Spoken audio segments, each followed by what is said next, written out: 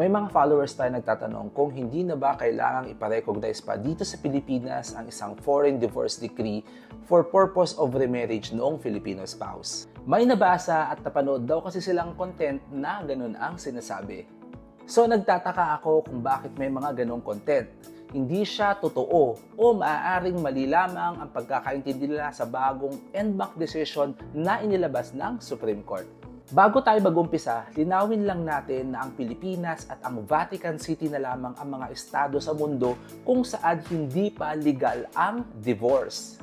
Gayunpaman, meron tayong tinatawag na recognition of foreign divorce at meron itong dalawang elements. Unang element ay dapat ay merong valid marriage na na-celebrate between a Filipino citizen and a foreigner. Ikalawang element naman ay dapat ay merong valid divorce decree na na-obtain abroad regardless kung ang nag-initiate ba nito ay ang Filipino spouse o yung foreigner spouse. Ang bagong en banc decision na tinutukoy or maaaring tinutukoy ng ating mga followers ay ang Republic of the Philippines versus Ruby Cuevas Nang. Sa kasong ito, gustong iparecognize ni Nang ang kanyang foreign divorce decree na na-obtain sa bansang Japan. Dito, grinant ng RTC ang kanyang petition.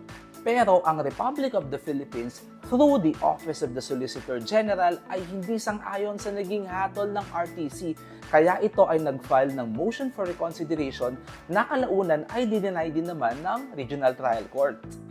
Kaya naman, nag-file ng petition for certiorari si Republic sa Korte Suprema at sinabi pa nito that the RTC gravely erred in judicially recognizing the foreign divorce decree na na-obtained ni Nang at ng kanyang asawa by mutual agreement. Sa Japan kasi, merong 4 na types ng divorce. Una ay ang divorce by agreement. Ikalawa naman ay ang divorce by mediation in a family court. Ikatlo ay ang divorce by decision of the family court. At ika-4 naman ay ang divorce by judgment of a district court. Ito sa Nang case, si Ruby Nang ay ikinasal sa Hapon na si Akihiro Sono noong December 8, 2004 doon sa Quezon City. Meron silang isang anak. After the marriage ay nagtungo na sila sa bansang Japan at mula noon ay hindi na naging maganda ang takbo ng kanilang relasyon at nag-decide na silang mag-obtain ng divorce. At noong August 31, 2007 ay nakasecure na sila ng divorce decree by mutual agreement sa Japan.